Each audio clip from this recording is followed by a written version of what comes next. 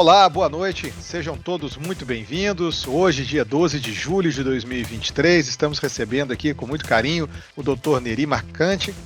E o Dr. Neri possui graduação em agronomia pela UEMS, mestrado e doutorado em ciências do solo e nutrição de plantas pela USP.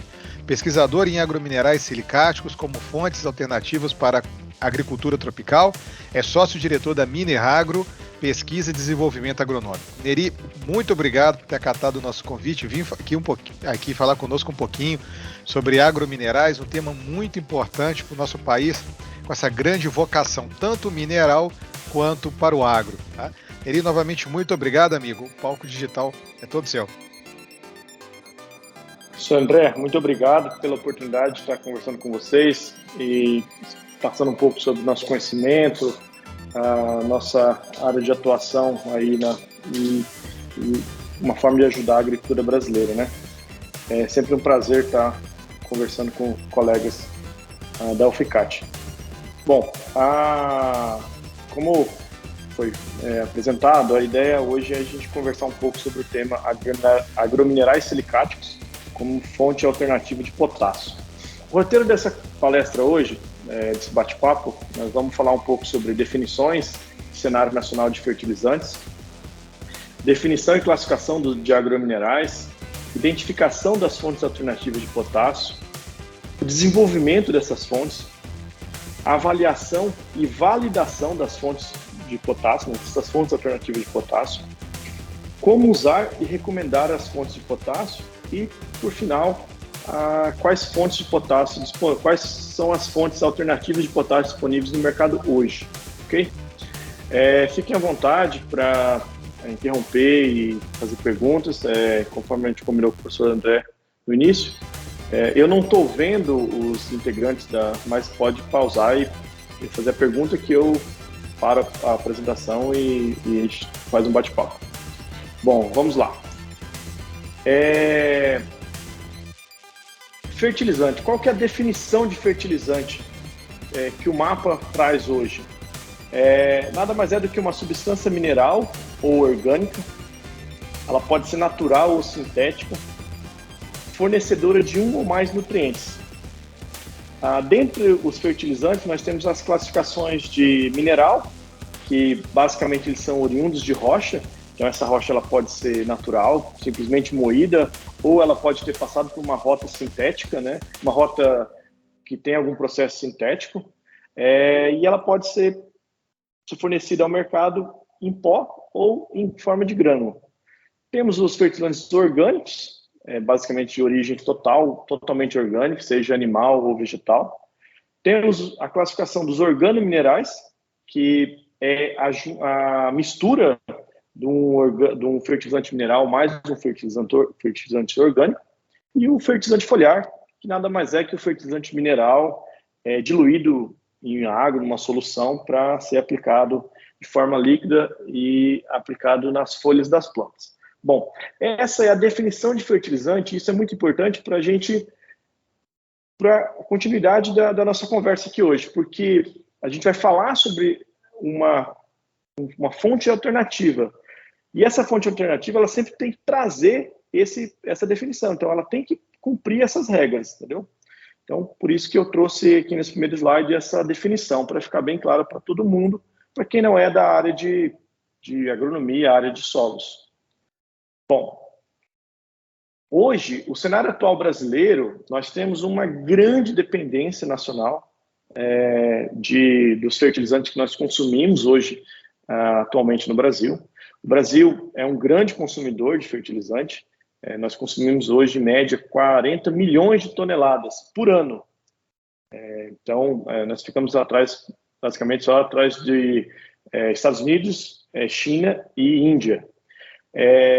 Dos grupos de fertilizantes que nós temos hoje, para você ver, para demonstrar a dependência do Brasil, nós temos dos fertilizantes nitrogenados, nós dependemos 95% de importação, dos fosfatados 75%, e do potássio, que é nosso tema da conversa hoje, nós dependemos 95% de todo o potássio que nós consumimos aqui. Então, assim, isso aqui é para demonstrar o grande oportunidade o tamanho do mercado brasileiro para essas fontes alternativas de potássio. Porque uma vez que a gente desenvolve uma fonte nacional que tem eficiência, ela pode estar ocupando esse espaço. E isso é uma das metas do Plano Nacional de Fertilizantes, porque a ideia é que nós saímos de hoje de uma dependência de 85% de tudo que a gente importa, todo fertilizante que a gente consome, a gente importa 85%, o Plano Nacional de Fertilizante ele quer que a gente reduza isso para 50% a 60%. Então, é uma meta ousada, mas possível de ser feita. E eu vou mostrar que, para potássio, nós temos bastante alternativa e, com certeza, no futuro, nós já temos hoje no mercado algumas fontes alternativas e nós teremos mais com o decorrer do tempo. Bom, o consumo, para mostrar também, para enfatizar o grande mercado brasileiro para potássio, esse mapa mostra o consumo de K2O ano no Brasil. Nós podemos ver que, basicamente, o principal mercado é onde ocorre a agricultura no Brasil, né? Então, nós temos um grande consumo aqui no Centro-Oeste, Sudeste, principalmente São Paulo, Minas Gerais, Mato Grosso do Sul, Goiás. Então, esse aqui é o principal mercado brasileiro, mas em todo lugar que tem uma coloração um pouco mais escura, a gente tem uma demanda grande de potássio e, consequentemente, um mercado ávido para consumir esse potássio, seja ela uma fonte importada ou uma fonte nacional que nós podemos estar trabalhando e desenvolvendo. Bom, a definição de agrominerais. Os agrominerais, eles são classificados como um grupo de rochas com potencial agronômico, isso é muito importante de enfatizar, tá? Que, ao serem processadas e manejadas pelo homem, têm a capacidade de melhorar a fertilidade e a nutrição de plantas. Ou seja, ela tem que cumprir a regra lá da definição de fertilizantes. Os fertilizantes de fornecer nutrientes para melhorar a fertilidade do solo e a nutrição de plantas. Não basta ter o nutriente na sua composição química. Ela tem que estar ela tem que ter capacidade de fornecer esse nutriente para o solo e, consequentemente, para as plantas, para a sua nutrição. Então, essa é a definição de agrominerais. Quais são as classificações dos agrominerais hoje? Nós temos os cloretos, e aqui em cima a gente vai colocando a porcentagem que esses agrominerais eles compõem a crosta terrestre, tá? Nós temos os sulfatos, então os cloretos basicamente são a base do ânion é cloro, né? Então nós temos o sulfato, principal fonte de enxofre, nós temos os gessos naturais ou gessos o gesso agrícola, que vem da rota do processamento do fosfato. Nós temos os carbonatos, que são os corretivos de solo, então ele representa aí uma porcentagem de quase 10%. Os sulfatos também representam uma quantidade muito pequena da nossa cobertura terrestre. Nós temos os fosfatos, que também é uma quantidade muito pequena. Os fosfatos, nós temos duas categorias, sedimar e ígneo, e ambos eles podem ser processados para fazer o fosfato natural ou o fertilizante fosfato granulado. Aqui passa por uma rota química e o resíduo disso daqui ele acaba sendo o sulfato, o enxofre agrícola. E por último, e o mais abundante, nós temos os silicatos. Então o silicato ele é classificado como agromineral, né? E nós temos aí uma abundância de quase 90% da crosta formada por silicatos. Esses silicatos, nem todos são considerados fontes de nutriente, mas alguns podem ser classificados como, aqui no Brasil, como fertilizantes naturais ou como remineralizadores de solo. Então, vamos conversar um pouco sobre isso para identificar quais rochas têm essa capacidade, essa aptidão agrícola para serem utilizados como fertilizantes ou remineralizadores. Bom, aqui é uma outra figura para enfatizar mais ou menos o que a gente estava conversando. Então, nós temos qual é a composição da nossa crosta terrestre. Basicamente, é formada as rochas que compõem a crosta terrestre, é formada por oxigênio, silício e alumínio. Nós temos o potássio aqui, tomando uma pequena porcentagem dessa crosta terrestre, porém ele é um nutriente que participa da composição dessas rochas. E desse potássio, nós temos basicamente aí 75% a 80%, todo ele em forma de feldspato, que é um mineral que tem potencial agronômico, mas de forma geral ele é muito pouco reativo. Temos as micas, alguns outros, e por último, bem uma quantidade muito pequena, 0,01%, os sais de potássio, que são os cloretos, os sulfatos de potássio. Por que a gente gosta de mostrar essa figura? Para deixar bem claro que o mundo depende muito dessas fontes de potássio. E nós exploramos somente, basicamente, esses sais. Então, assim, a gente pensando numa agricultura mais sustentável, numa menor dependência de somente um fornecedor, ou dois que sejam, como a gente explora pouco, né? Então, basicamente, é o tamanho do cenário que a gente tem aqui de outras fontes de potássio que a gente pode estar explorando. E hoje o mundo, basicamente, toda a agricultura mundial, mais de 98%, ela é fornecida por esses sais. Uma hora isso vai acabar, com certeza. Então, por isso que é importante, não só para o Brasil, mas para todos os outros países agrícolas, fazerem pesquisa e fomentarem o desenvolvimento de fontes desses outros minerais. Bom, aqui também uma outra classificação dos agrominerais. Então, conforme eu comentei lá no slide anterior, nós temos os cloretos, né? Basicamente, fornecedor pela classe do ânion, então temos cloro e fornecedor de potássio. Os tipos de rocha são os depósitos de evaporitos, muito raro. Temos hoje no Brasil, só em Vassouras, Sergipe, nós temos um projeto que está sendo explorado, mas também tem um curto tempo de vida. E no mundo nós temos no Canadá, na Rússia e alguns outros lugares, Bielorrússia, tem uma solubilidade em água muito alta. Então, essa é uma característica, por isso que esses cloretos são usados como fontes de potássio, porque hoje todo mundo quer usar um fertilizante, ele quer usar um fertilizante rapidamente solúvel, prontamente disponível para suas plantas. Isso é interessante, mas vamos conversar um pouco que dá para você intercalar isso. Então, temos lá outra classificação que são os sulfatos, também fornecedor de cálcio e magnésio, pouco a gente fala de sulfato de potássio. Também, tipo de rocha, basicamente, vaporitos, solubilidade em água muito alta. Carbonatos são os corretivos de solo, fornecedor de cálcio e magnésio, calcários, os carbonatitos, e mármores. Tem uma solubilidade de água muito baixa, porém, ele é reativo no solo. Desde que aplicado de forma correta, a gente tem uma solubilidade dele, uma dissolução rápida. Temos os fosfatos, que pode ter uma solubilidade, são os tipos de rochas, são os fosforitos, seja sedimentar ou ígneo. Um exemplo, fosfato natural. Temos a solubilidade em água baixa ou alta, dependendo da rota que esse fosfato é explorado. E por último, o que é o nosso tema da nossa conversa aqui, são os silicatos, que basicamente eles são oriundos de rochas sedimentares, ígneos e metamórficos.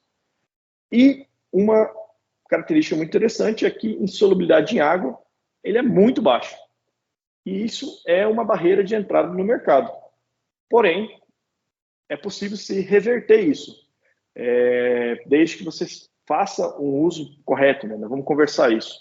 Então, mas fica aqui registrado que basicamente todo o mercado agrícola, ele só olha para isso, para essa característica. Que, dependendo da rocha, é correto você olhar para essa solubilidade baixa, mas tem algumas rochas que ela tem uma capacidade de estar disponibilizando esses nutrientes. E aqui, como exemplo, nós temos os fertilizantes naturais potássicos, ou de outros nutrientes, como nós vamos conversar, e os remineralizadores. Bom, a dissolução desses agrominerais. Nós temos duas formas de dissolução.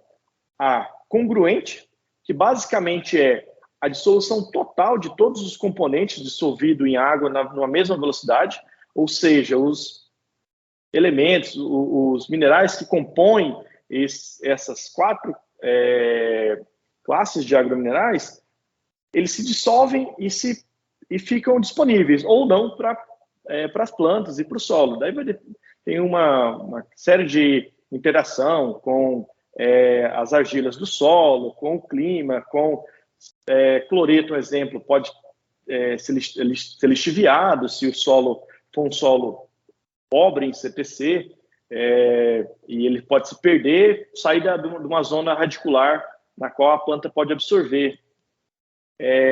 Os fosfatos podem ser aderidos a argilas do solo, óxido e hidróxido de ferro e alumínio, e não estarem de uma forma disponível para essas plantas. Então, isso caracteriza esses agrominerais como dissolução congruente. O que difere e chama muita atenção dos silicatos, que é a outra classe que nós temos, que ela tem uma dissolução incongruente, ou seja, ela tem uma liberação parcial dos nutrientes que compõem, que fazem a composição química dos minerais constituintes da rocha. E, consequentemente, a gente acaba fazendo com que ocorra uma formação de argilominerais 2:1, porque a gente tem uma transformação de mineral primário para secundário, e isso traz um benefício muito bom para o solo, principalmente solos tropicais, que tem baixa CTC, que é o aumento da CTC por conta da formação desses argilominerais. Então, isso está muito relacionado àquilo que eu falei lá no slide passado, a questão da solubilidade em água. Então, por isso que os silicatos têm baixa solubilidade em água, porque eles têm uma dissolução incongruente. E essa dissolução, ela demora um pouco mais de tempo, ela precisa de que ocorra uma interação, seja com a biota do solo, com alguns outros elementos do solo e ação até mesmo das raízes das plantas. Então, isso é uma coisa que é uma informação que nem todo mundo que dessa área de fertilizantes, ele leva em consideração. E, basicamente, eles acabam descartando esses silicatos. Olha, isso aqui não presta, não é solúvel, não vai funcionar. E vários estudos já têm demonstrado que isso não é totalmente verdade. A gente tem, sim, rochas que possuem essa capacidade de estar liberando o potássio, que é o nosso tema aqui da conversa, para os solos e, consequentemente, para as plantas. Bom, aqui também para caracterizar um pouco sobre a estabilidade dos minerais potássicos, tá? Então, as rochas, elas são formadas por minerais, e esses minerais, e essas rochas que possuem potássio na sua composição química, elas possuem esses minerais. Então, o potássio feldspático, ele é tomado como base, ele tem uma taxa de dissolução 1, então ele é a referência, a gente toma ele como referência e os outros são de acordo com ele. Então a gente tem a leucita, que tem uma dissolução muito maior que o feldspato, a nefelina e a calcilita, elas são minerais que possuem potássio e que liberam potássio muito rapidamente. Calcilita é um mineral, assim, nós já testamos ele contra o KCl em estudos de vaso, estudos de bancada, laboratório e campo, e ele possui uma eficiência até maior do que o próprio KCl. Qual que é a barreira? É muito raro se encontrar uma jazida que tenha calcilita em grandes quantidades. Temos a muscovita, que é um mineral potássico que tem uma reatividade muito baixa, uma eficiência agronômica baixa, então depende de um processamento grande e nem sempre ele acaba sendo eficiente. A biotita, também é um mineral que fornece potássio e tem uma eficiência muito boa, a flogopita e a glauconita. Então, esse aqui é só para ficar registrado quais são os minerais que a maioria dessas rochas potássicas elas possuem na sua constituição. Os tipos de agrominerais silicatos que possuem potássio, então nós temos aí as rochas alcalinas, elas são ricas em feldspatos e feldspatoides, pode ter um alto teor de potássio, como também um alto teor de sódio. Então isso aqui temos que deixar isso aqui, acender uma luz amarela aqui, porque grandes quantidades de sódio ele não é bem-vindo para o solo, tá? Ele tem uma influência negativa na nutrição da planta e na estabilização de agregados do solo. Porém, ele não deixa de ser um nutriente, então, a depender da quantidade de sódio que é aplicado ao solo, não tem problema nenhum. Temos como exemplos aí fonolito, nefelina, cianito, que possuem esses nutrientes como constituintes. Temos as rochas metamórficas, ricas em biotita, pode ter bases variáveis e quartzo elevado, por exemplo, os gnais e os xistos, são mais comuns encontrar esse tipo de rochas e que são exploradas hoje, seja como fonte de potássio ou como remineralizadores, que também pode ser uma fonte alternativa de potássio. Só que, para depender da concentração de K2O, ele tem que ser aplicado numa quantidade maior e tem que se fazer conta, tem que saber ver se é economicamente viável. Nós temos as rochas ultramáficas alcalinas, ricas em olivina, piroxene, feldspatoides. Um exemplo deles nós temos o camafugito, que é uma rocha muito interessante, muito reativa ao ser aplicada ao solo e acaba fornecendo, além de potássio, também cálcio, magnésio e fósforo. É uma rocha que tem um efeito no solo muito rápido e vem sendo bastante utilizada no mercado brasileiro. E rochas sedimentares ou residuais, como os folhelos, os siltitos e os saprólitos, tá? O saprólito ele é uma categoria de rocha muito reativa, só que também é um pouco raro você encontrar uma jazida que tem uma quantidade razoável, elevada desse tipo de rocha e que ele possa estar perto, assim, esteja perto de um polo agrícola. Tem alguns, mas assim não é tão comum igual essas outras rochas, ok?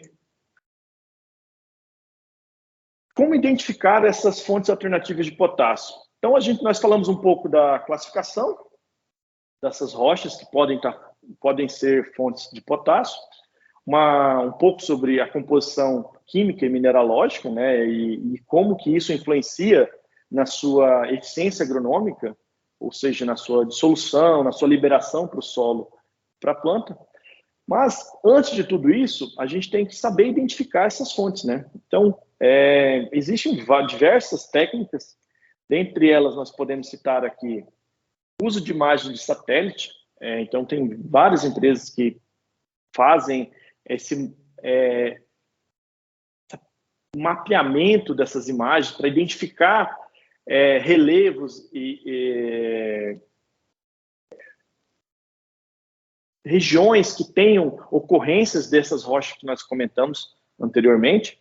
Temos a espectroscopia, ou seja, a radiação eletromagnética, basicamente ela é feita hoje por avião, você faça tanto a espectroscopia como o radar de abertura sintética, você emite uma radiação e capta o retorno, e com isso você identifica, através de imagem, através de ondas dessas radiações, do comprimento dessas ondas, você consegue identificar rochas que possuem minerais que têm potássio na sua constituição. Isso facilita vamos dizer, esse mapeamento, essa identificação de possíveis fontes alternativas.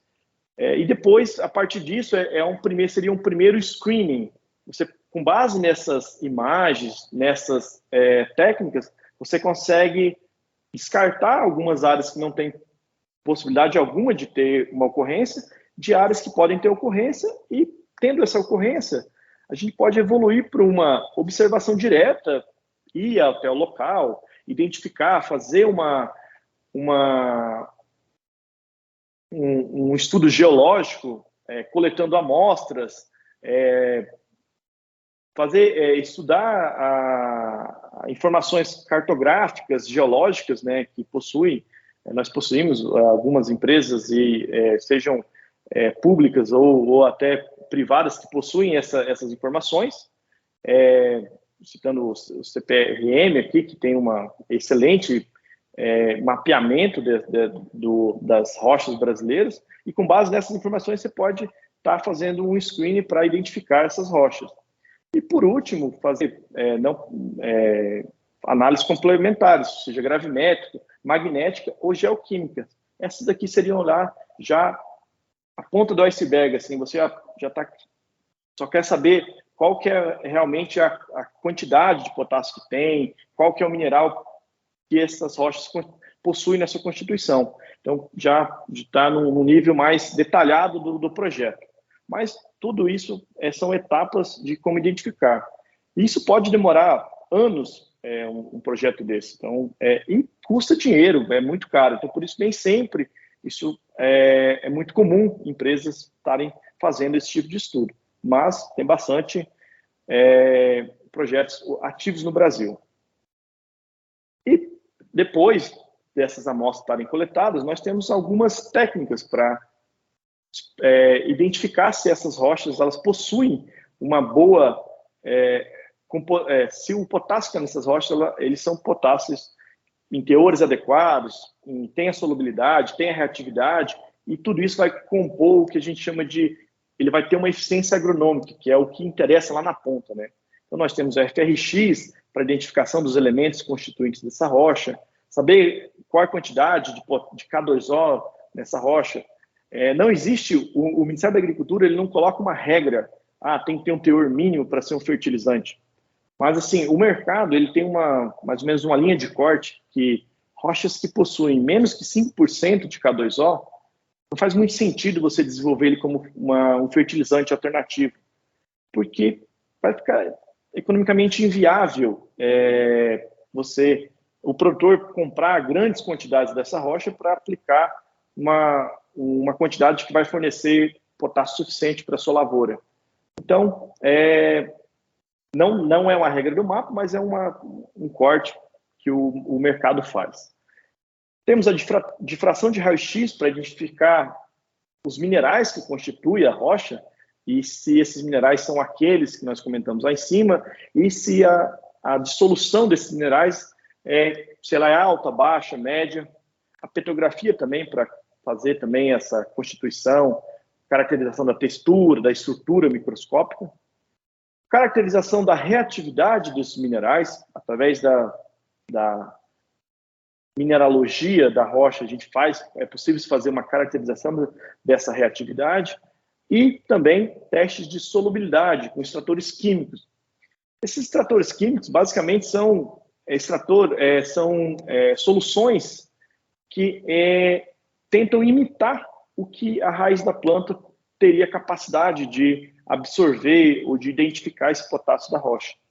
Então, hoje, para fontes potássicas, nós temos basicamente dois extratores, que é o ácido cítrico e o ácido tartárico, sendo o ácido tartárico o mais recomendado para a caracterização desse tipo de rocha. Então, se a gente tem vamos colocar um exemplo, se tem uma rocha com 10% de K2O e 50% desse K2O ele é solúvel em ácido tartárico, quer dizer que ele vai ter uma reatividade no solo muito boa. A gente vai ter ele aí de pronta entrega 5% de K2O. Então, isso são indicadores de potencial dessa rocha para ela ser desenvolvida, vir a ser desenvolver um fertilizante. Também, e não menos importante, a gente, e aonde a Mineragro ela tem um know-how muito grande, nós temos um time muito bom nisso, são os testes de eficiência agronômica. Tudo que nós falamos anterior, o que bate o martelo mesmo é aqui. A gente fazer testes agronômicos para identificar se essas rochas possuem mesmo capacidade de fornecer potássio para o solo e para a planta. Esses testes eles podem ser feitos em casa de vegetação ou a campo. Também pode ser feito em incubação, porque basicamente é você ter um vaso dessa imagem que tem no fundo aqui. Essa aqui é uma casa de vegetação da Mineragro, que fica aqui em Brasília, porém sem a presença dessa planta. Então a gente vai só colocar a rocha e o solo, e depois analisar o solo para saber se essa rocha foi capaz de aumentar o teor de potássio nesse solo. Uma outra forma de identificar e caracterizar o potencial dessas rochas é colunas de lixiviação, para a gente entender se esse potássio ele é um potássio que vai lixiviar muito rápido no solo ou se ele vai ficar na camada superior, falando ali de 0 a 5 centímetros. Então, tudo isso são técnicas que nós usamos para ir aprimorando o conhecimento dessas fontes, e isso facilita a aceitação do mercado, que é a última ponta, que são os produtores, né? Então, eles terem segurança de estarem usando essas rochas no manejo das suas lavouras. Aqui um exemplo, o mapa do Brasil, um estudo em conjunto do CPRM com a Embrapa, que fez potencial econômico para agrominerais silicatos no Brasil. Então, a gente pode ver que se a gente sobrepor aquele mapa de demanda de potássio, a gente tem um elevado potencial de estar identificando rochas que possam vir a fornecer potássio para esses solos.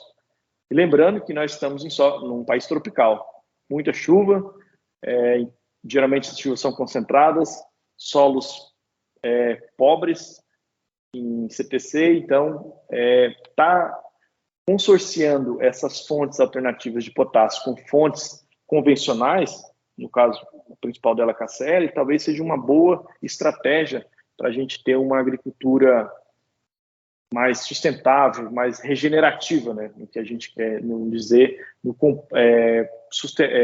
alimentando o sistema agrícola e não simplesmente uma única cultura no único ano. Então, só para deixar bem claro que nós temos sim bastante rochas que podem vir a ser desenvolvidas como fontes alternativas de potássio. Bom, como que a gente pode desenvolver essas fontes alternativas?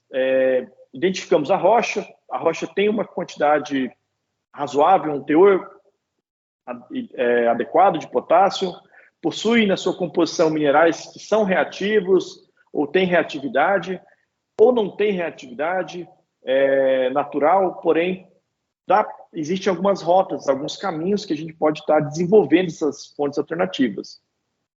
Que basicamente é beneficiamento mineral. Nós temos hoje processamentos de transformação física, que basicamente é a cominuição e a separação. Então, cominuição é uma redução, uma diminuição do tamanho da partícula para a gente aumentar a área específica desses materiais e ter uma ação maior dos micro-organismos do solo, dos ácidos liberados pelas raízes das plantas, ou até mesmo fazer uma separação, você desenvolver uma rota de beneficiamento na qual você tem uma rocha que você consiga separar determinados minerais, para separar os minerais que têm maior potencial de fornecer potássio que têm menores potenciais e, consequentemente, concentrar esse K2O nesse produto final. Tudo isso ele faz parte de um desenvolvimento de uma fonte alternativa. Tem vários grupos de estudo no Brasil, várias empresas que fazem isso, e dá para se aplicar isso em quase todos os materiais que possuem potássio. Isso que eu comentei com vocês, assim, de 5 a mais por cento, de 5 para cima de K2O na sua constituição. Não quer dizer que rochas que possuem menos não podem também, mas podem, mas só que geralmente não fica tão econômico. Mas nós temos casos aqui de algumas rochas que a gente consegue sair da concentração de 5, 6% de K2O e ir para próximo de 10, 12. Já vi casos de, basicamente, só combinação e separação, seja ela por peneira ou magnética. Aí tem vários tipos de separação, de você sair de uma concentração próxima de 10 e para cima e é superior a 15. Isso faz com que esse fertilizante, essa fonte, ela agregue valor e diminua a barreira de entrada no mercado, ok? Além desse processo de transformações físicas, nós também temos opções de transformações químicas e mineralógicas, através de processos térmicos, hidrotermais, químicos e biológicos. Então, você estudar essas rochas em rotas que seja por ataque químico de ácido, não é muito utilizado, mas pode ser utilizado, pode vir a ser usado. Talvez no futuro, quando a disponibilidade das fontes convencionais forem menor ou o preço estiver mais elevado, essas rotas elas possam se tornar eficazes economicamente, tá?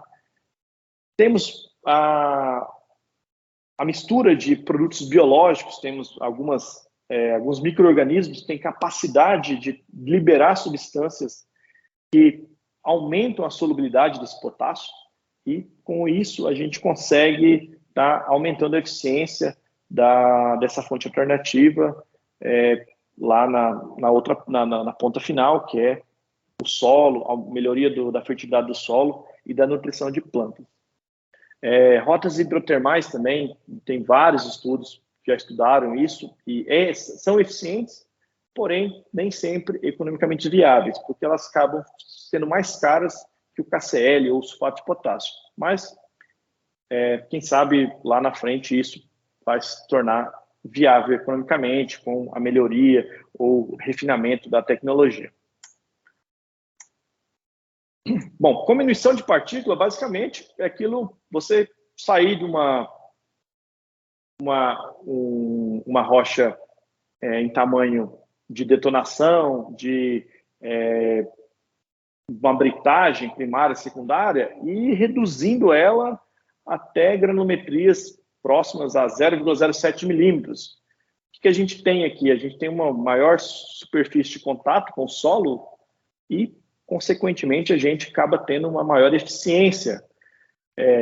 Sempre quando alguma empresa nos procura Mineragro para um suporte técnico de desenvolvimento de uma fonte alternativa de potássio, de cara a gente já fala para a empresa, olha, se prepara para ter uma combinação 100% ou tentar o máximo possível, o mais próximo de 100%, abaixo de 0,3 milímetros, porque é uma granulometria que a gente já conhece que a maioria das rochas possui uma eficiência maior.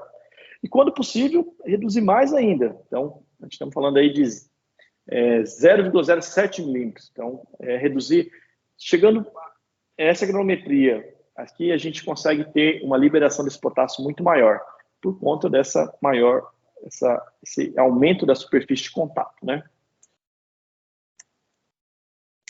Então, só resumindo o que a gente está comentando, rochagem é basicamente você fazer o processamento físico.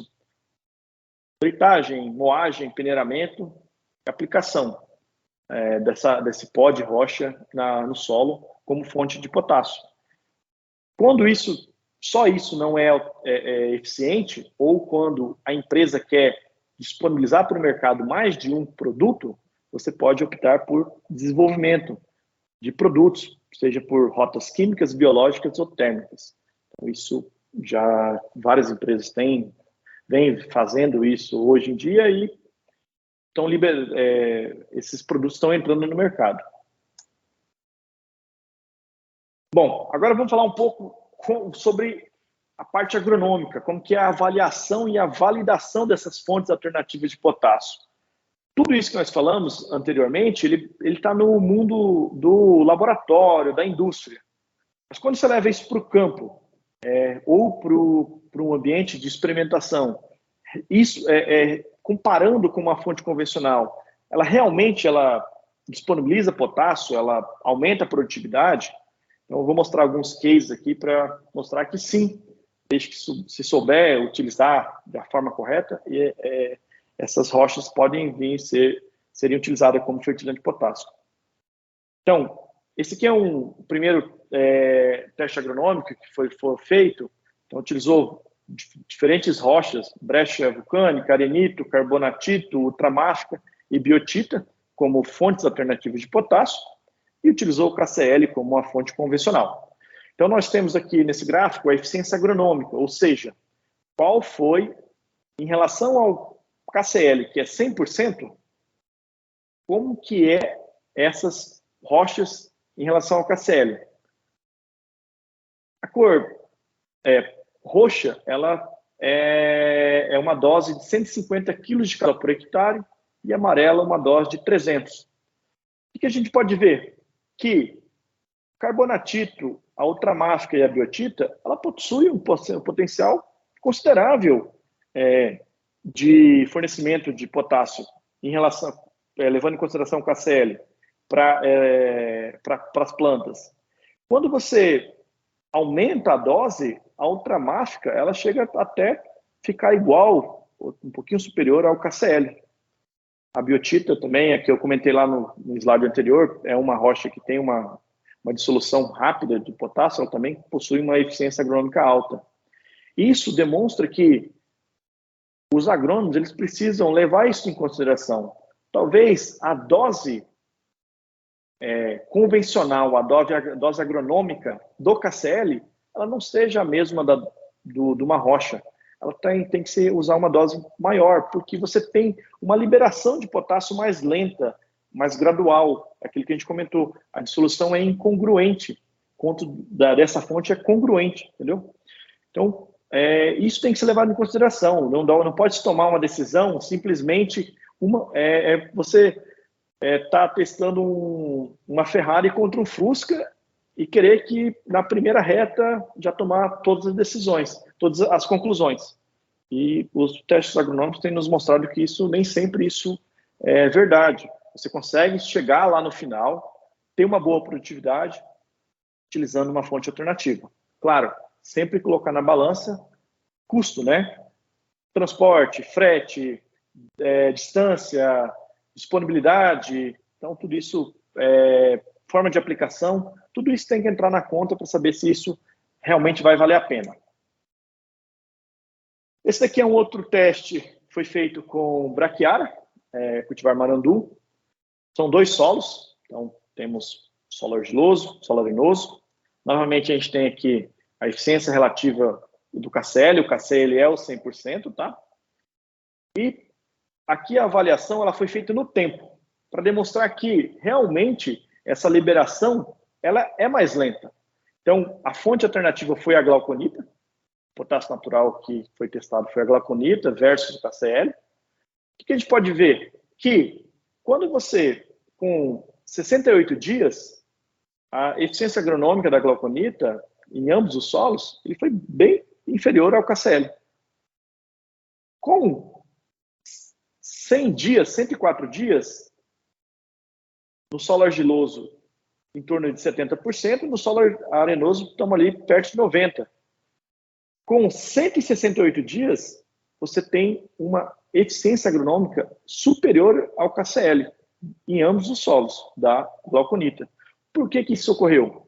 Aquilo que eu comentei.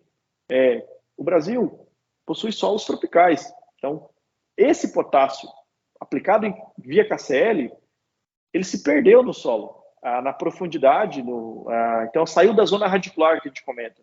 Então, esse potássio, ou ele foi todo absorvido pela planta, ou ele saiu da zona radicular do KCl. E da glauconita, não. Ele está ali, ele ficou na camada de 0 a 5 e foi sendo utilizado pouco a pouco, a chegar ao ponto que ele, com o tempo, foi uma fonte melhor do que o KCl.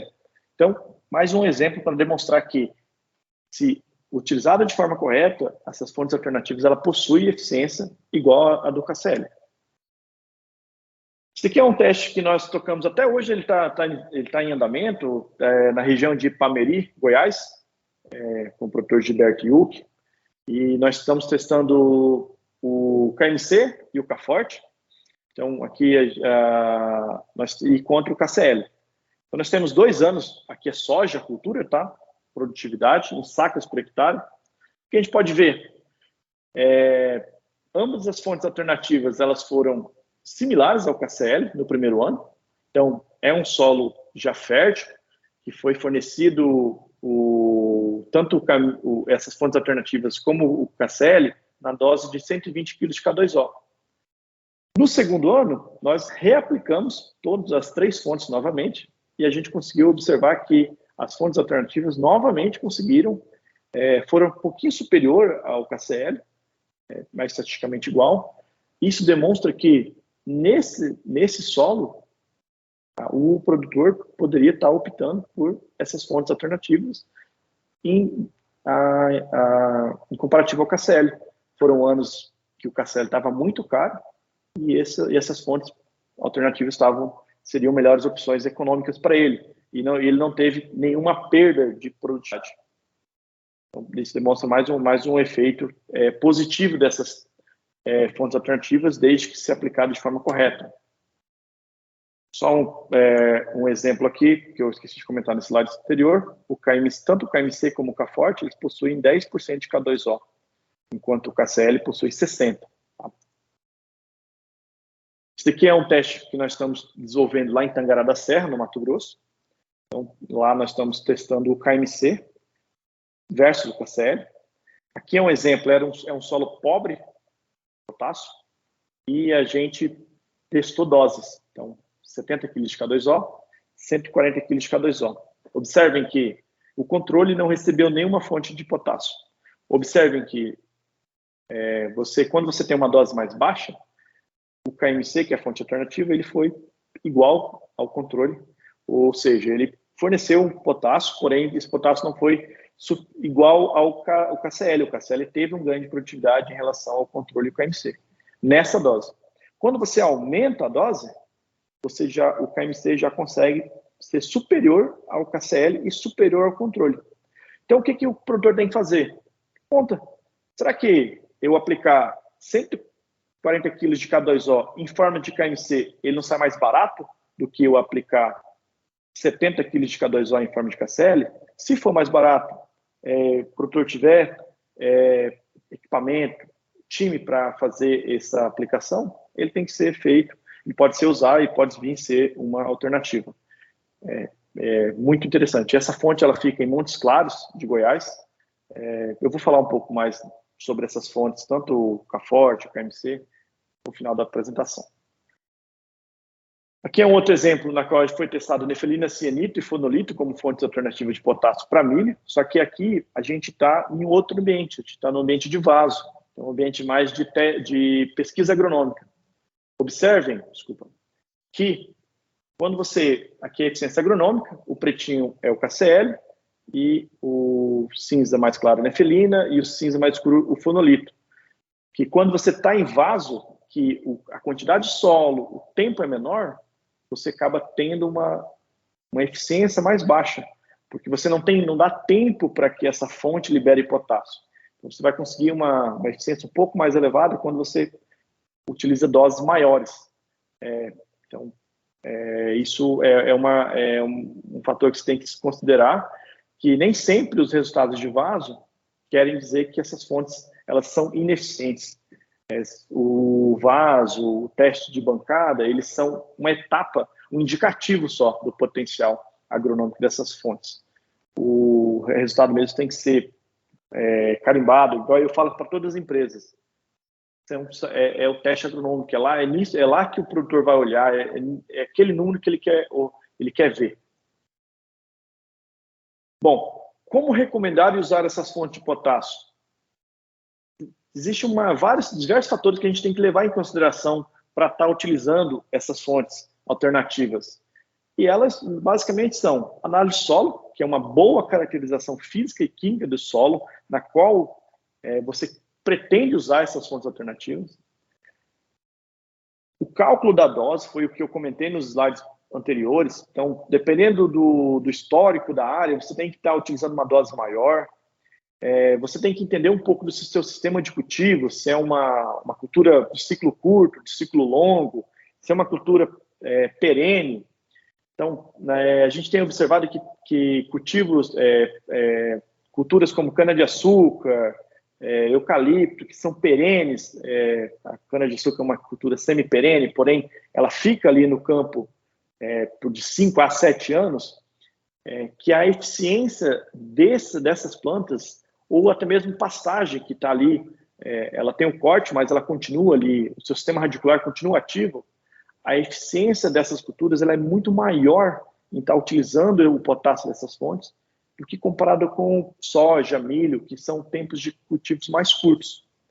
Porém, se o agrônomo que for recomendar essas fontes alternativas, não olhar para a cultura e olhar para o sistema de cultivo, para a adubação do sistema, olhar para o médio a longo prazo, a incorporação dessas fontes no sistema de cultivo é muito benéfica. Tá? Então, a gente tem observado que agricultores que vêm utilizando de 3 a 5 anos está conseguindo reduzir e muito as quantidades de KCl aplicado, em alguns casos até 100%. Não recomendo, talvez tem que entender muito bem como é que está o seu potencial produtivo, mas é possível. Então, a associação de fontes é uma consideração que tem que ser levada, é uma característica que tem que ser levada em consideração para estar utilizando e calculando a dose. E por último, a aplicação. Se tem capacidade de aplicar em área total, se é possível fazer incorporação com grade leve ou niveladora.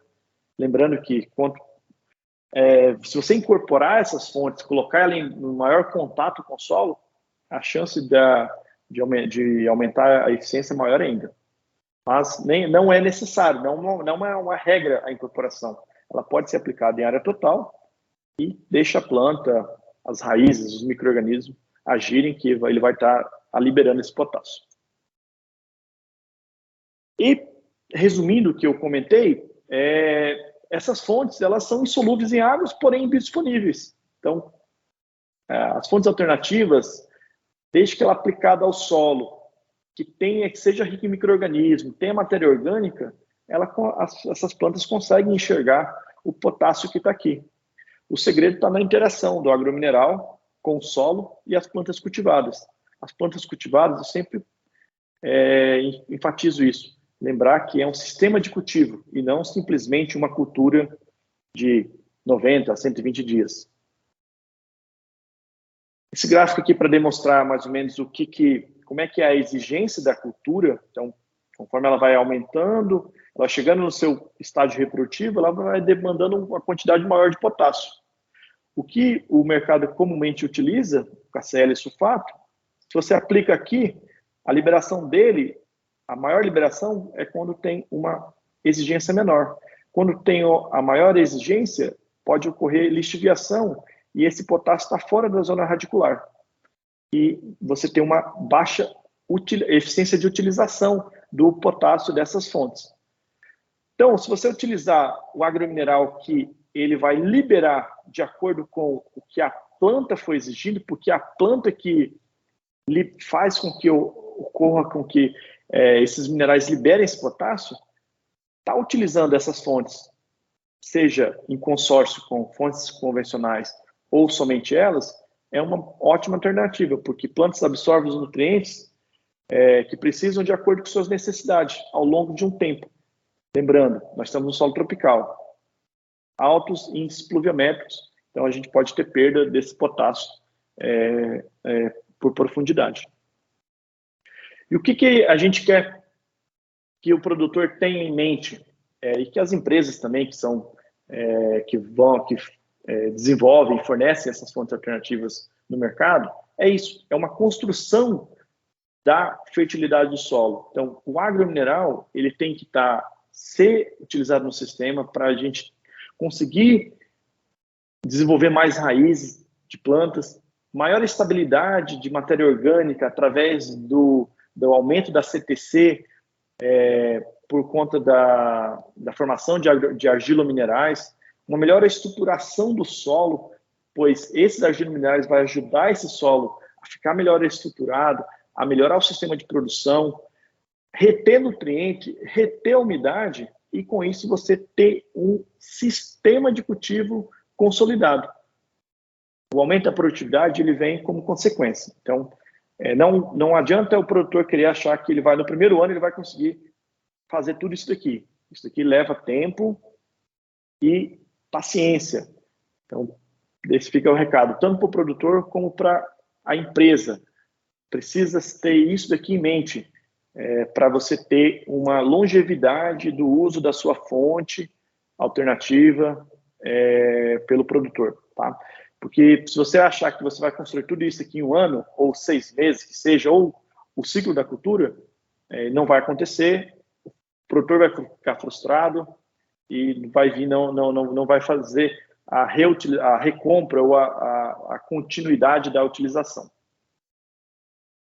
Bom, e para finalizar a nossa conversa aqui, fontes alternativas de potássio disponíveis no mercado. Então, hoje nós já temos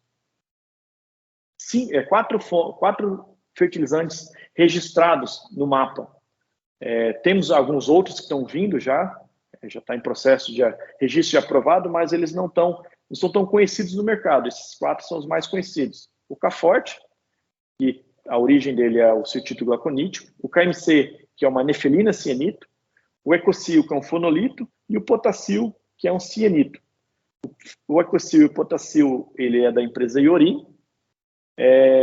O Ecocil possui 8%, o Potacil 12%, o K-Forte e o KMC 10% de K2O. Isso aqui é interessante, então eles possuem solubilidade em ácido cítrico e ácido tartárico.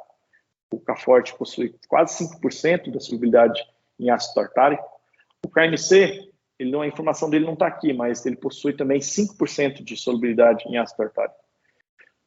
O Ecocil tem uma solubilidade em ácido tartárico um pouco menor, o ácido cítrico um pouco menor, mas todos eles são fontes alternativas já utilizadas amplamente no mercado brasileiro.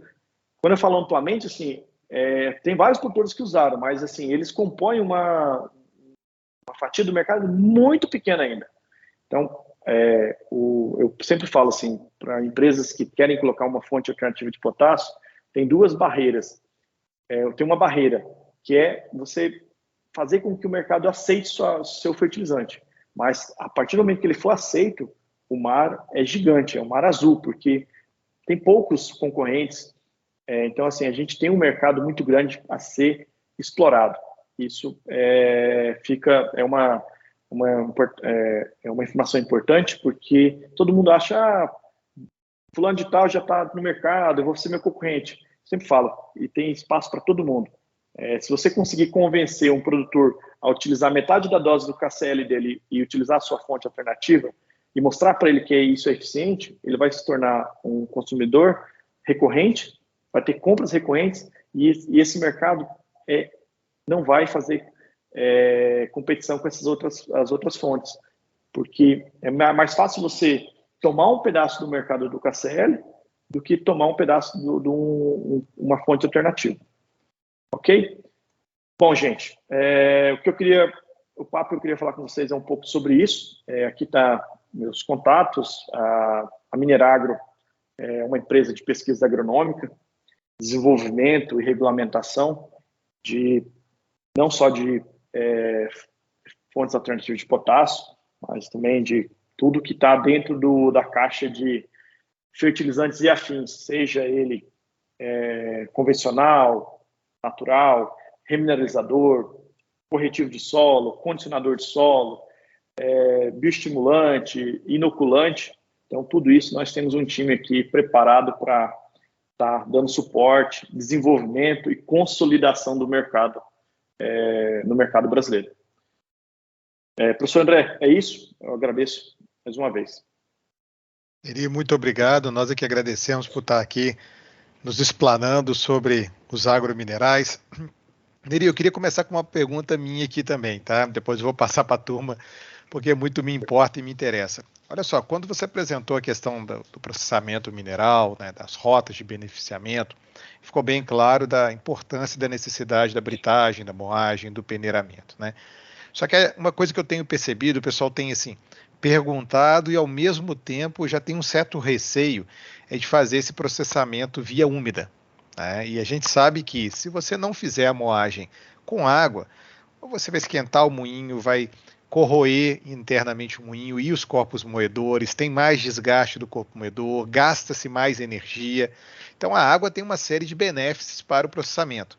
Mas a gente sabe que se o mineral for solúvel ou semissolúvel, vai ter impacto. Pelo que você já tem percebido, Neri, é de fato realmente uma limitação muito grande a gente usar água, ou seria mais aí um excesso de receio?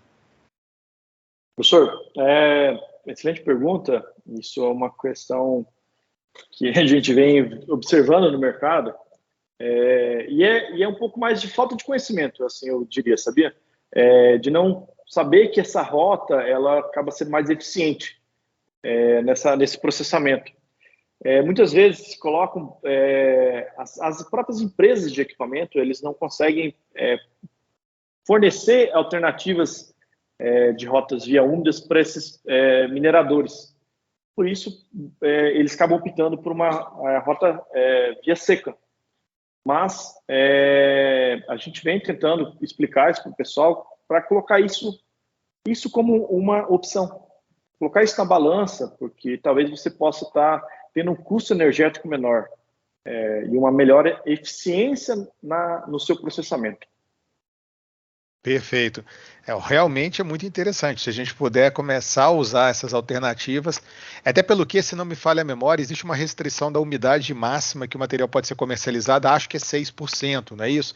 Então, assim, a gente poderia muito bem fazer essa rota via úmida e no final fazer uma filtragem ou algo do tipo e voltar à umidade necessária de 6%. É possível, né? E com economia, tanto de energia quanto de insumos. Isso é interessante também, professor, porque assim, é bom ter tocado nessa questão de teor de umidade, porque o mapa não coloca limite. O limite, quem determina, acaba sendo o mercado. O mercado, ele não quer comprar água, né? Ele não quer transportar água. Mas, como o senhor comentou, existem opções que você pode estar fazendo para diminuir essa umidade, seja por filtragem. A gente está num país tropical, né? Tem muito sol, secagem, seja por parte de secagem ou até mesmo outros secadores. Não vejo problema. Talvez, se você fizer lá no final da conta, talvez isso seja mais barato que você fazer uma combinação rota via seca. E sem falar também que a comminuição, né, e também já envolvendo a britagem é mais complicada fazê-la via úmido, né? Então, a britagem a gente continua fazendo seco, mas para frente na moagem, se a gente não usa a água, a gente vai estar gerando emissão de material particulado para a atmosfera, né? Então Sim.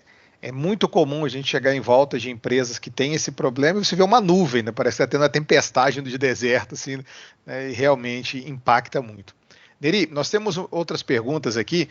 Eu vou passar para a pergunta do Iago Pietro. Ele pergunta para você assim: qual a diferença entre agrominerais e remineralizadores de solo? Eu vi que você pontuou também a rochagem, mas se você puder fazer então a distinção dos três para ficar mais claro para as pessoas que estão nos assistindo, lhe agradeço muito. Claro. Então, vamos lá. Agromineral é uma classe. Então, é uma classe, são rochas que têm potencial agronômico. Dentro dos agrominerais, nós temos os fertilizantes naturais e os remineralizadores. Então, eles não são diferentes. Eles estão dentro da classe de agrominerais silicáticos. A rochagem, ela é a técnica de aplicação. Então, assim, se você pega essa rocha, cominui ela em pó e aplica ao solo, isso é a técnica de rochagem. Agora, se essa rocha, esse pó de rocha vai ser aplicado com o objetivo de remineralizar o solo ou de fertilizar o solo, aí isso vai depender da rocha, das características químicas da rocha, tá? Mas não tem diferença entre eles. O que vai determinar é porcentagem, constituição de nutrientes, tamanho de partícula e etc. Tá? Ótimo.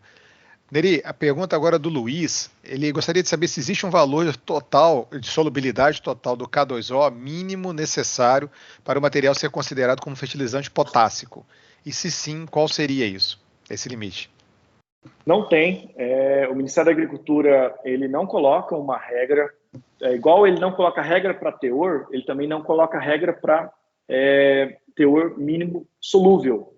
O que ele coloca como regra é o seguinte, você tem que fornecer essa informação para o produtor, para o seu cliente. Então, assim, se seu produto ele tem 1%, 0,5% ou 100%, isso é uma característica intrínseca do seu produto e ele tem que estar no rótulo, na nota fiscal que o produtor for no momento que ele está adquirindo seu produto. Tá? Quem determina, qual que é a visão do mapa? O teor e a solubilidade, esse é um corte que o mercado faz, entendeu? Então é o produtor que tem que fazer esse corte. Eu vou utilizar essa rocha por ele ser mais ou menos solúvel, por ele ter um teor mais baixo ou mais alto. Neri, e no caso de cultivares diferentes, tá? Agora, então, vamos abstrair um pouquinho a questão do mapa. Quando a gente está passando aí, e eu vou pegar um caso que eu conheço, né? A soja, depois o milho, né? Então, na safrinha, o pessoal do Mato Grosso entra ali com o milho. Quando a gente pensa, então, nessas duas culturas se rotacionando, na sua opinião, existiria algum valor mínimo, então, de solubilidade de potássio que seria adequado para esse tipo de cultivares? Quando a gente pensa em soja e milho, que são ciclos curtos, a gente tem observado nas andanças e nos testes que a gente tem desenvolvido.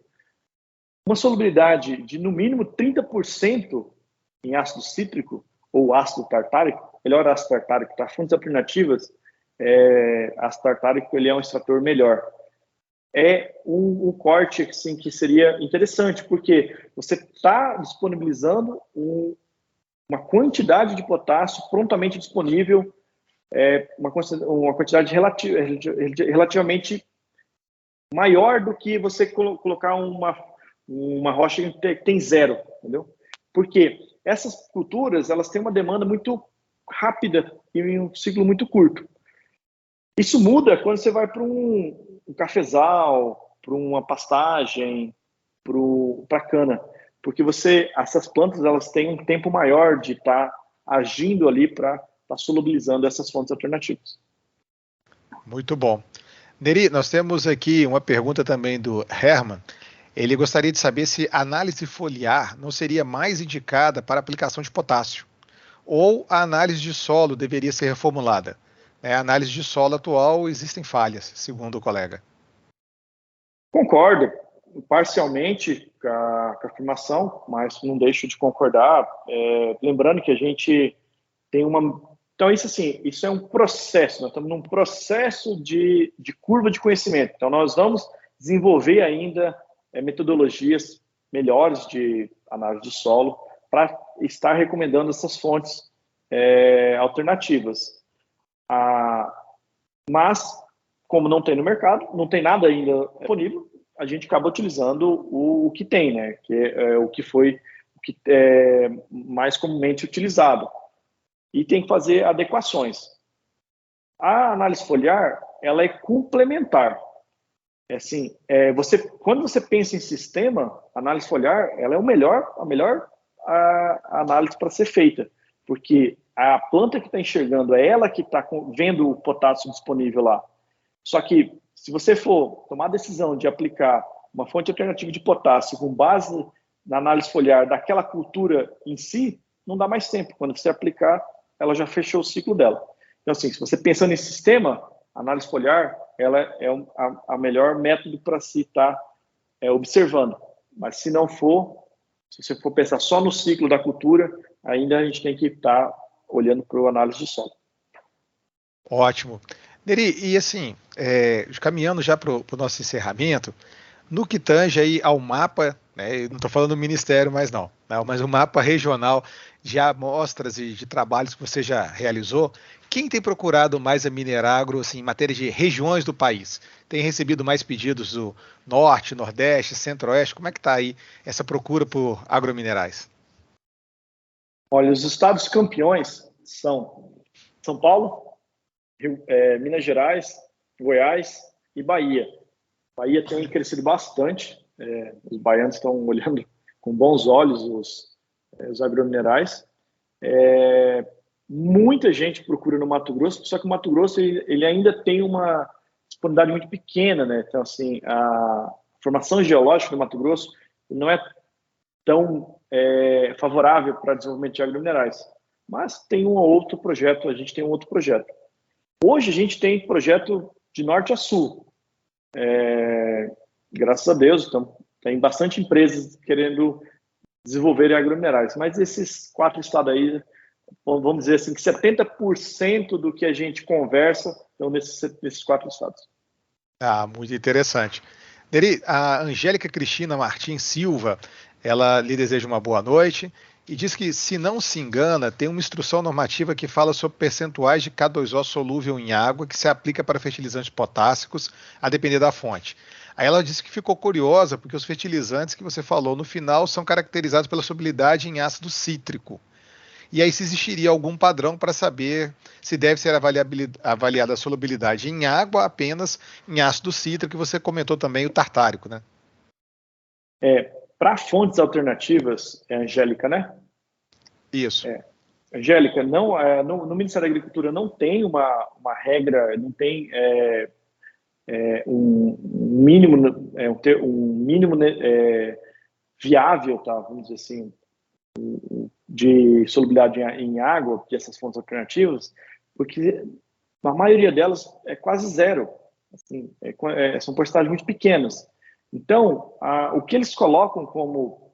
Eles nem colocam, não tem um extrator padrão do Ministério da Agricultura para fontes alternativas. Você pode utilizar o que melhor se enquadrar para aquela fonte, desde que ela tenha sido comprovada através de publicações científicas. Então, o que é mais comum utilizar é ácido cítrico e ácido tartárico. Quando você vai para fertilizantes convencionais, aí ou são outros extratores. É água, CNA mais água, então são outros extratores. Mas esses extratores dos convencionais, eles não se aplicam a essas fontes alternativas. Tá? Você não tem uma boa correlação. Eu estava conversando recentemente com o professor, um grande colega nosso da Universidade Federal de Goiás, geólogo, o Zeca, e ele estava falando que durante o doutorado dele, ele também estudou a questão dos agrominerais, mas de forma indireta. Tá? Segundo ele estava estudando intemperismo e envelhecimento de rochas, e eles acabaram por estudar, então, rochas portadoras de potássio. E ele falou que o professor, que era o orientador dele, lá em Portugal, estava testando o seguinte experimento. Ele pegava um tubo Soxhlet, que nada mais é do que um destilador, né?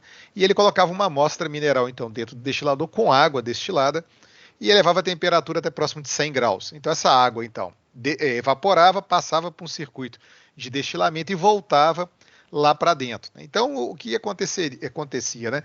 Estava solubilizando o material daquela rocha, né? Então, era um intemperismo acelerado a 100 graus, mas os íons que estavam sendo removidos não deixavam o sistema, só a água que deixava e recirculava.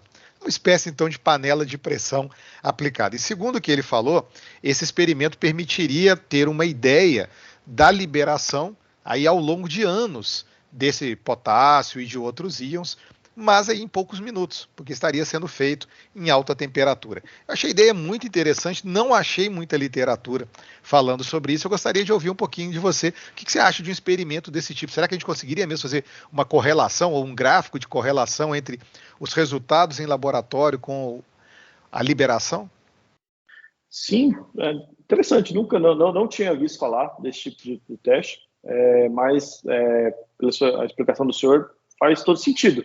E realmente é uma temperização acelerada, né? Eu acho que sim, é possível se fazer uma correlação e entender, possivelmente, aquela tabela de minerais lá, da dissolução dos minerais, eles vão vai haver uma correlação positiva com esse experimento, desde que você consiga separar materiais mais ricos naqueles minerais, né?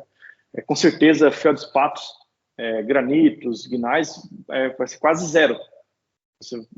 Teria que ser milhões de anos de temperização para estar liberando. Mas quando você vai para o feldspatóides, nefelina, mica, biotita, provavelmente a gente vai ver a liberação. O que a gente já fez, professor André, que é interessante, inclusive a gente fez na Embrapa, na época que a gente estava lá com o Éder, nós pegamos diferentes rochas potássicas e colocamos em soluções de ácido cítrico em diferentes concentrações e deixamos no tempo. E fomos analisando a solução no tempo. Então, foram do 0, 1 dia, se não me engano, 5, 10 dias, até 180 dias. O que a gente observou? A gente testou água, ácido cítrico e ácido cítrico em diferentes concentrações. Quando você eleva a concentração de ácido cítrico e aumenta o tempo, você tem uma maior solubilidade de solução desse potássio. Quando você coloca em água, a mesma quantidade está no 0 como está no 180.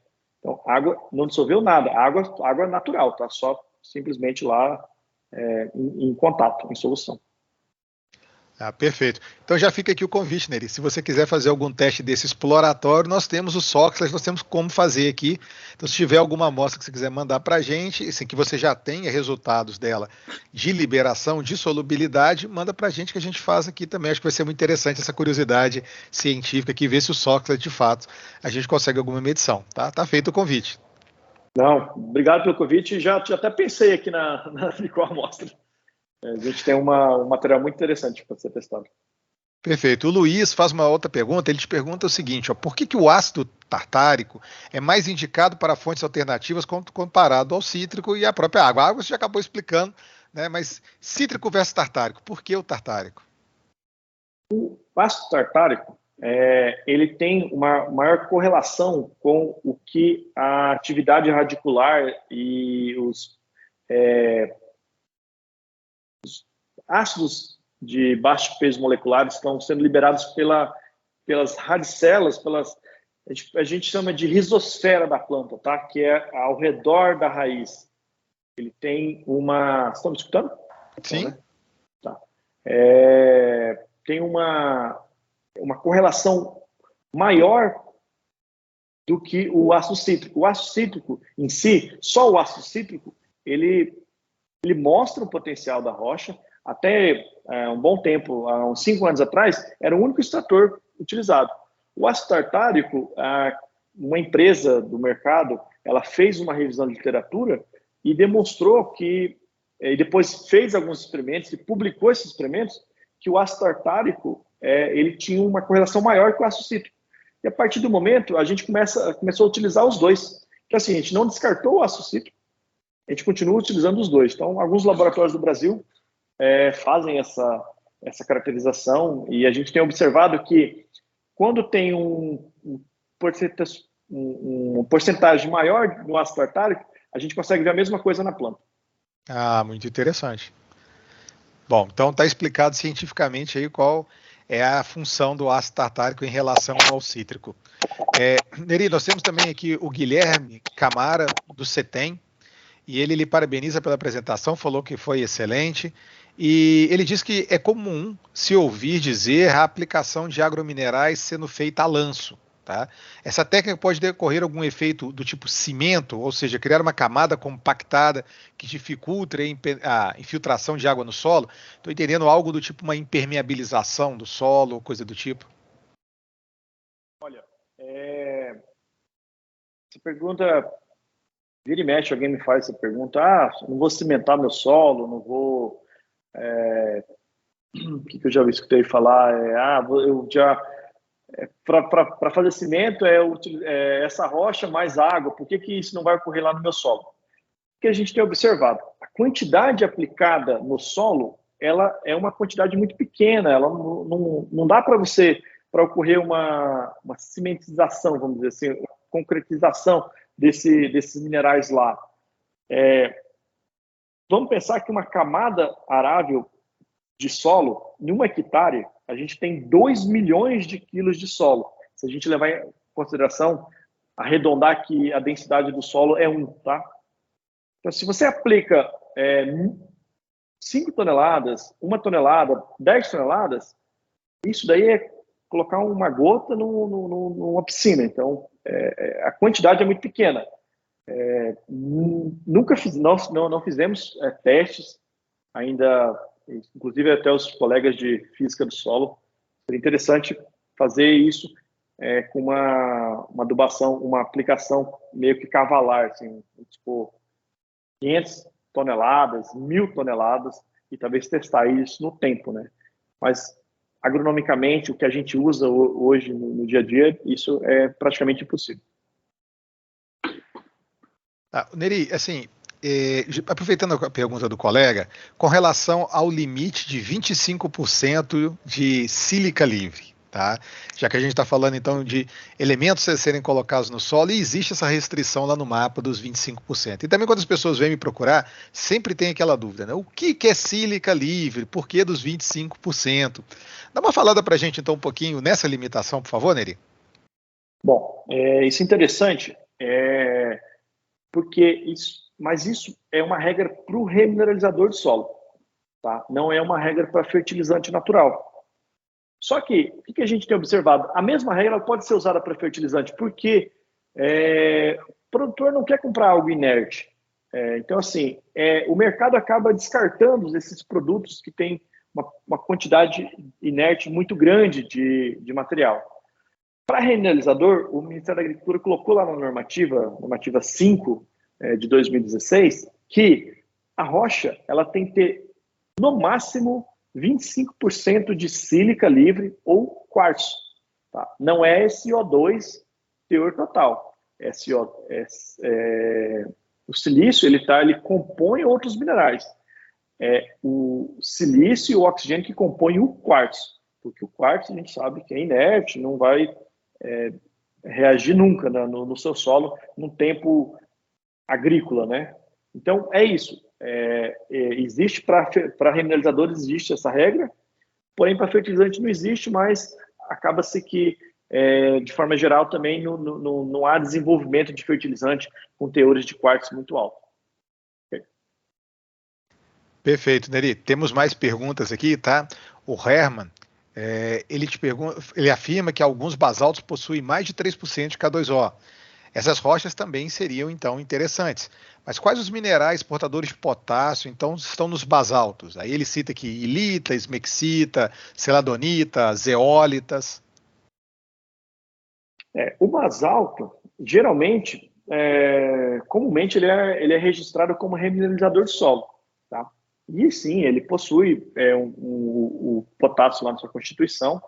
De forma geral, geralmente ele é menor que 1%, mas a gente tem alguns casos de basaltos com teores superiores a 1, próximo a 3.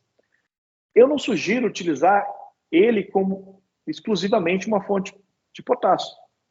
E eu prefiro que o produtor, recomendar para o produtor utilizar o basalto como uma fonte de cálcio, magnésio e silício. E um condicionador desse solo, um melhorador desse solo, porque o basalto ele vai formar argilominerais 2:1 e que vai contribuir para a melhoria da eficiência de uma outra fonte de potássio, ok?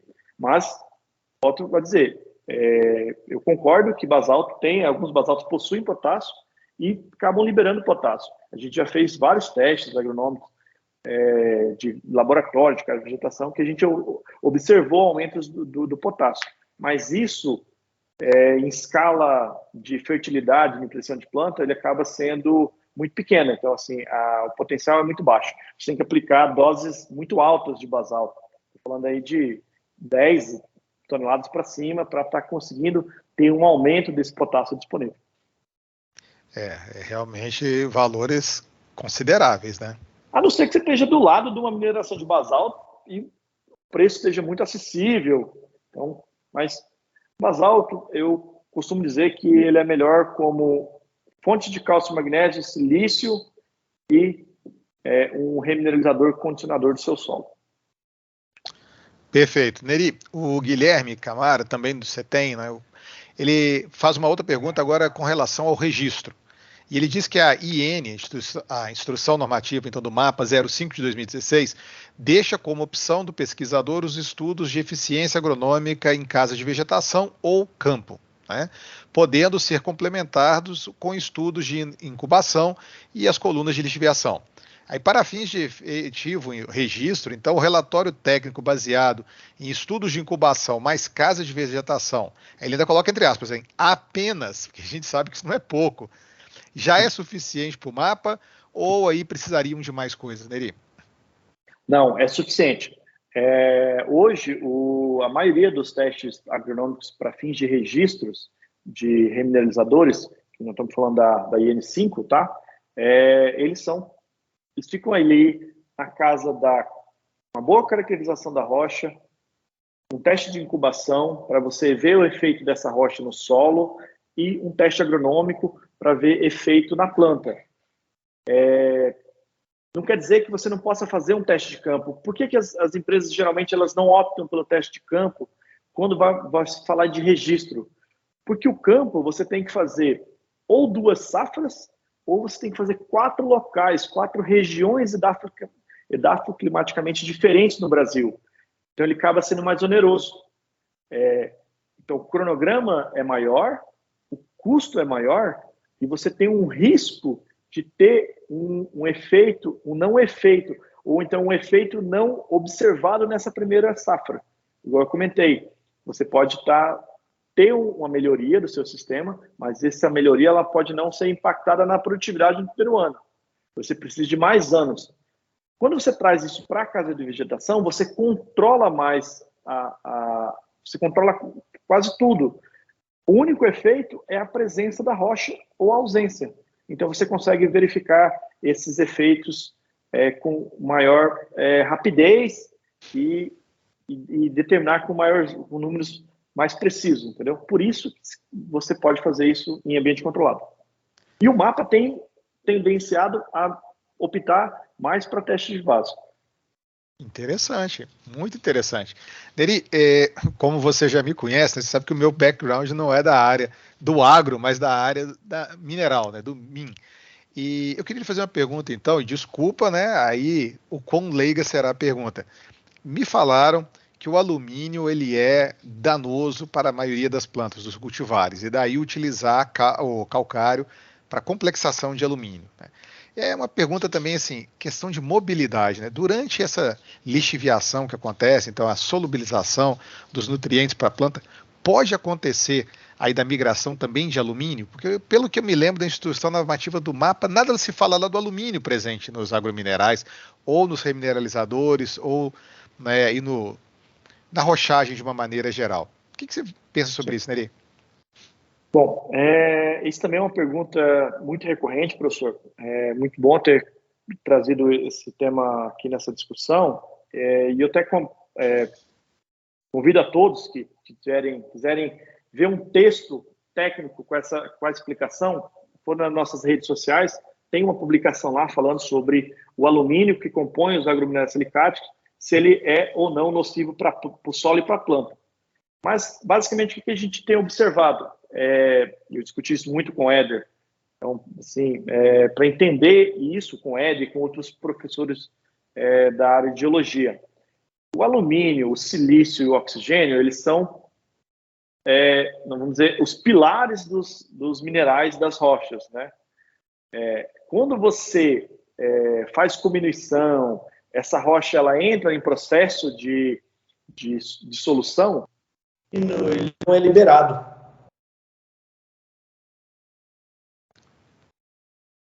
Está me ouvindo? Sim, estamos ouvindo. A bateria do meu fone de ouvido. Esse alumínio, professor, ele é um alumínio que ele continua na composição desses minerais, seja ele primário ou secundário, diferente de bases como cálcio, magnésio, potássio, que eles são liberados parcialmente ou até mesmo totalmente para o solo e para a planta. Então, respondendo a sua pergunta, alumínio ele é sim nocivo para as plantas, porque ele é danoso para as raízes das plantas. Ele é um elemento tóxico. Então, a gente tem... a planta, quando ela tem contato com alumínio, ela acaba tendo uma deformação na sua parede celular. Então, por isso que a gente aplica calcários para aumentar o pH e aplica gesso para carregar esse alumínio para camadas mais profundas. Então, calcário para corrigir acidez, gesso para condicionar o solo.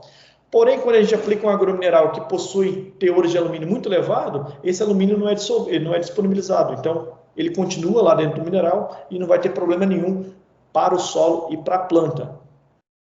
Isso a gente fez testes com doses de 200 toneladas e não aumentou nem um ponto percentual em alumínio no solo. Muito bom, Neri. Realmente muito interessante saber que está avançado desse jeito e que a gente não tem o fantasma do alumínio, tá? Neri, o Guilherme lhe parabeniza pela apresentação, falou que foi excelente, os conhecimentos transmitidos, e aí eu concordo em gênero, número e grau com o colega, tá? Ele coloca aqui também um agradecimento à minha pessoa. Olha, tenho certeza que o agradecimento é todo ao convidado, tá?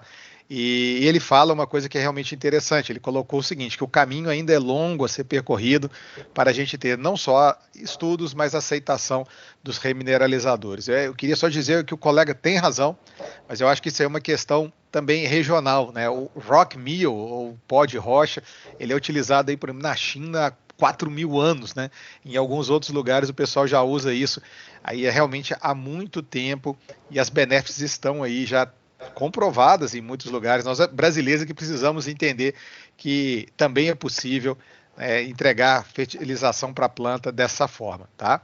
E aí ele fecha aqui falando o seguinte, que como agrônomo e representante do CETEM nesse momento de troca de conhecimento, gostaria também de deixar à disposição para futuras parcerias no âmbito das pesquisas com remineralizadores. Então, Neri, o CETEM ele estende a mão. Então, futuramente gostaríamos também de estar conhecendo a Minerago pessoalmente, aí visto de sua elevada capacidade de pesquisa na área. Então, os cumprimentos aí a todos presentes, então fica aí o contato, e depois sim, eu faço aí a ponte, mandando o contato de um para o outro. O Neri, no seu último slide, colocou também as informações dele, mas eu faço a ponte entre vocês dois, fiquem despreocupados, tá bom?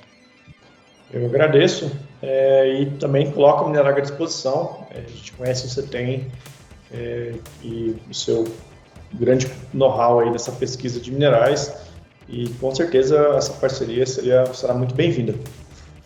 O setor de agromineral vai agradecer. Com certeza. Como estamos falando de CETEM, estamos falando de remineralizador, não podia deixar então de mandar um abraço à colega Marisa Monte, né, que estuda remineralizadores também há muito tempo. Eu estou saudando a Marisa, falei também do Éder, mas tem vários, né? Tem várias pessoas se debruçando sobre isso. Se a gente for ficar falando o nome dos colegas que trabalham com hoje remineralizadores e agrominerais, a gente não faria jus aos outros que a gente deixa de fora, né? Mas então, em nome desses dois, eu estendo aí meus cumprimentos a todos os colegas que têm se dedicado a essa nobre causa, tá? Neri, novamente, meu amigo, muito, muito obrigado aí ao seu tempo, à sua disponibilidade, à sua belíssima apresentação. A casa é sua, volte sempre e ficaremos sempre muito honrados e muito felizes em tê-lo aqui conosco. Professor, novamente, muito obrigado pelo convite. É sempre um prazer estar discutindo esse tema com colegas e Minerago e o laboratório do senhor temos boa parceria, vários projetos em andamento e futuros que virão.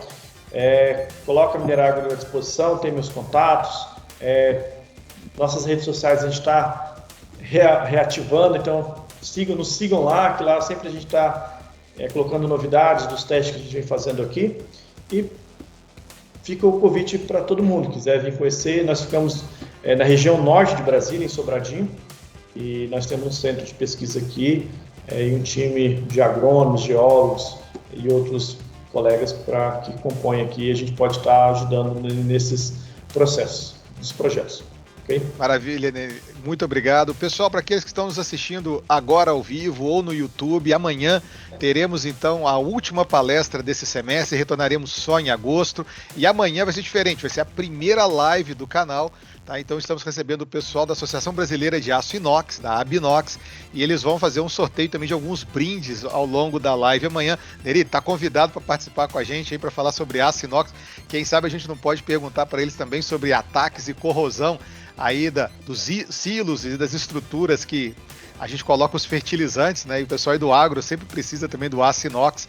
Tá aí o momento da gente entender um pouquinho mais de inox. Então, pessoal, muito obrigado a todos que estavam aqui conosco. Não deixem aí de nos seguir também aqui no canal do YouTube, nas redes sociais. Neri, um grande abraço, meu amigo. Venha para tomar um café conosco aqui, viu? Com certeza. Obrigado, professor. Obrigado a vocês, pessoal. Obrigado, Neri. Um abraço. Uma boa noite a todos. Tchau.